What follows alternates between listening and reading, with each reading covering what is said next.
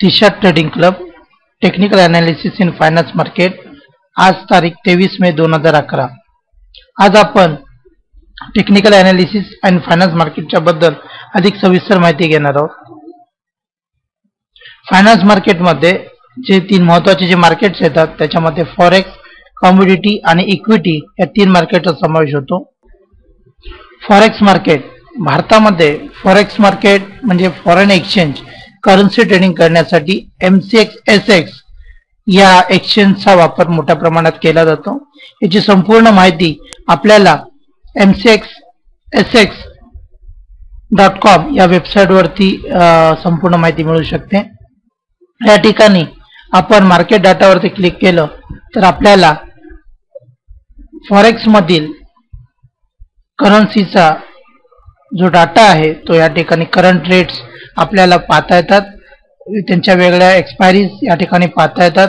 याची अधिक माहिती तुम्ही सदर वेबसाईट वरती जाऊन घेऊ शकता। त्यानंतर कमोडिटी मार्केटची माहिती घेण्यासाठी आपल्याला MCX या एक्सचेंज मध्ये गेल्यानंतर mcxindia.com या वेबसाईट वरती गेल्यानंतर तुम्हाला संपूर्ण माहिती MCX बद्दल, कमोडिटी एक्सचेंज बद्दल या ठिकाणी घेता येते। कमोडिटी एक्सचेंजचा जो दुसरा पार्ट आहे NCDX ची माहिती घेण्यासाठी आपल्याला ncdx.com या वेबसाईट वरती गेल्यानंतर NCDX ची संबंधित संपूर्ण डिटेल माहिती या ठिकाणी मिळते। या ठिकाणी इंडेक्स कसा आहे, त्याची मेंबरशिप कशी होते, त्याच्यामध्ये कोणकोणते प्रोडक्ट येतात, ऍग्री प्रोडक्ट कोणकोणते आहेत, नॉन ऍग्रिकल प्रोडक्ट कोणकोणते आहेत, अशी सविस्तर माहिती आपण या ठिकाणी घेऊ। इक्विटी मार्केटची माहिती घेण्यासाठी आपल्याला भारतातलं जे NSE एक्सचेंज आहे या एक्सचेंजच्या वेबसाईट वरती जर आपण गेलो NSEindia.com तर आपल्याला NSE ची संपूर्ण माहिती आपल्याला या ठिकाणी मिळू शकते। MCX मध्ये जे वेगळे इंडेक्स आहेत या इंडेक्सची माहिती आपल्याला या ठिकाणी मिळते। त्याचे सध्याचे करंट रेट काय चालू आहे ते इथे पाहता येतात। त्याच्यावरती क्लिक करून CNX निफ्टी मध्ये कोणकोणत्या कंपनीज येतात त्याही आपल्याला या ठिकाणी पाहता येतात। CNX निफ्टी मध्ये आपल्याला ज्या ITC आहे, रेम्बो, भेल, भारती एअरटेल, सिमेंस, गेल यांचे सध्या आता ओपन रेट काय चालू आहे, हाय कितीचा आहे, लो कितीचा आहे, याची सविस्तर माहिती आपल्याला NSE च्या वेबसाईट वरती घेता येते। इक्विटी मधला दुसरा एक्सचेंज म्हणजे BSEindia.com। BSE ची माहिती आपल्याला सदर वेबसाईट वरती मिळू शकते। या ठिकाणी त्याचे डिटेल्स सर्व काही दिलेले आहेत।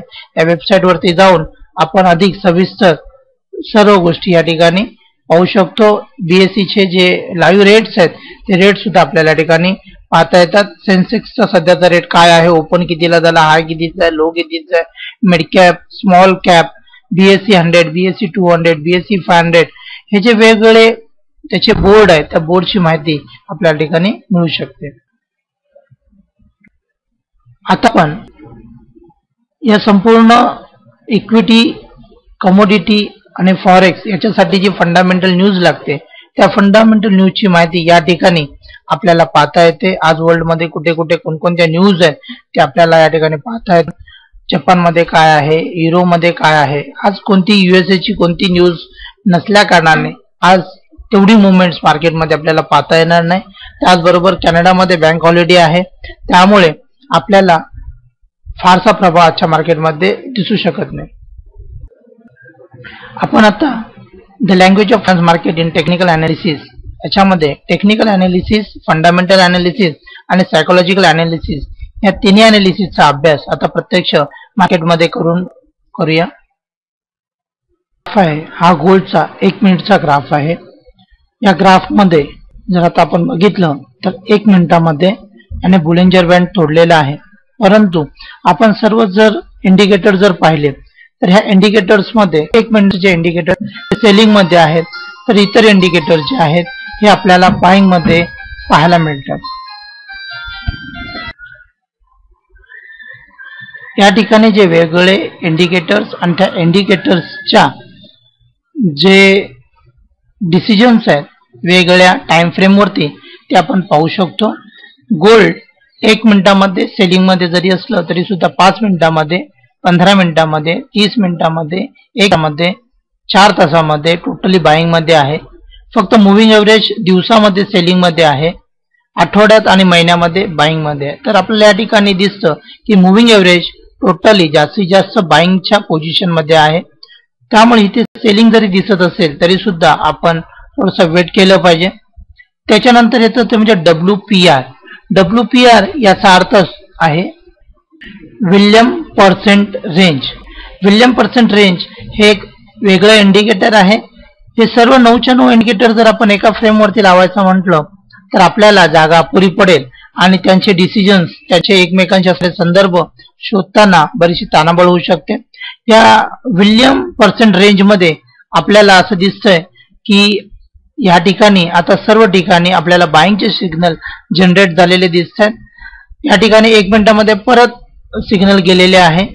तर त्या पद्धतीने आपल्याला जे एव्हरेज जर आपण सिग्नल्स बघितले तर ते बाईंग मध्ये आहे गोल्डसाठी.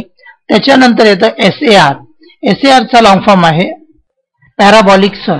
पॅराबॉलिक सर हे एक महत्वाचं इंडिकेटर आहे. याचा वापर फार मोठ्या प्रमाणात टेक्निकल अनालिसिस करतात. याही ठिकाणी आपल्याला दिसतंय की सर्वच्या सर्व 9च्या 9 टाइम फ्रेम वरती बाईंग मध्ये आहे. त्याच्यानंतर आहे MACD. याला मॅगडी असं बोललं जातं. मॅगडी हे अतिशय महत्वाचं इंडिकेटर आहे. पॉप्युलर इंडिकेटर मध्ये याचा समावेश होतो. ह्या इंडिकेटर मध्ये सुद्धा सर्व टाइम फ्रेम मध्ये आपल्याला बाईंग फक्त 5 मिनिटाच्या टाइमलाईन वरती त्याचा सेलिंग सिग्नल जनरेट झालेला दिसतोय, पण ओव्हरऑल जर आपण बघितलं तर बाईंग आहे. त्याच्यानंतर येतं OSMA. याचा अर्थ आहे मुव्हिंग एव्हरेज ऑफ ऑस्किलेटर. या इंडिकेटर मध्ये सुद्धा जास्तीत जास्त टाइम फ्रेम वरती आपल्याला बाईंग सिग्नल मिळतोय. फक्त या ठिकाणी आता 30 मिनिटाच्या टाइम फ्रेम वरती त्याच्यामध्ये सेलिंग सिग्नल आहे, परंतु इतर सर्व ठिकाणी आपल्याला बाईंग सिग्नल या ठिकाणी पाहतो. त्याच्यानंतर येतं CCI, commodity channel index. Commodity channel इंडेक्सच्या सहाय्याने सुद्धा आपल्याला मार्केट मधल्या मुवमेंटचा अंदाज येतो.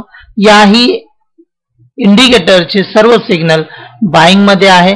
त्याच्यानंतर येतं मोमेंटम इंडिकेटर, ज्याला MOM या नावाने शॉर्ट फॉर्म मध्ये लिहिलेलं आहे. मोमेंटम इंडिकेटर हे सुद्धा अतिशय महत्वाचं इंडिकेटर आहे. त्याच्यानंतर येतं RSI, रिलेटिव्ह स्ट्रेंथ इंडेक्स. त्यानंतर येतं ADX. ही 9 इंडिकेटर्स, या 9च्या 9 इंडिकेटरचा कशा पद्धतीने वापर होतो किंवा कशा पद्धतीने वापर केला पाहिजे हे आपण पुढील इतर व्हिडिओमध्ये पाहणार आहोत. सध्या आपण या संपूर्ण इंडिकेटरच्या माध्यमातून एक गोष्ट लक्षात येते की या ठिकाणी मुव्हिंग एव्हरेज किंवा इतर जे इंडिकेटर्स आहेत यामध्ये जास्तीत जास्त गोल्डला बाईंगचे सिग्नल्स आहेत.